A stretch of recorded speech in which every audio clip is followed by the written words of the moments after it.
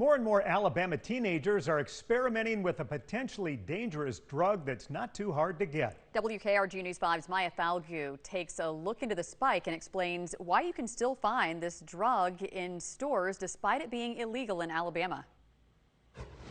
Bottles like these can be found in gas stations and vape shops in Mobile and Baldwin counties, filled with an illegal drug in Alabama called Kratom. In high doses, it has almost an opioid-like effect. It rides on the pain receptors in the brain the same way opioids do. It's not an opioid. The bottles are marketed as an energy shot that claims to help with stress. Kratom originally comes from a plant, but now manufacturers are creating a synthetic version that is a lot stronger. Drug Education Council Executive Director Virginia Guy says the drug is highly addictive and these bottles don't paint that picture. It's really the long-term effects that are the most harmful. You know, it can cause cardiac problems. It can cause a tremendous amount of anxiety and psychological problems. If you start using any kind of substance by the age of about 14 or 15, you have about a 47% chance of developing addiction at some point in your life. She says over the past few years, there's been an increase in the number of 12 to 17-year-olds who use Kratom. It's become very popular on social media among some influencers who are promoting the use of Kratom. That's caused young people to have an interest in it.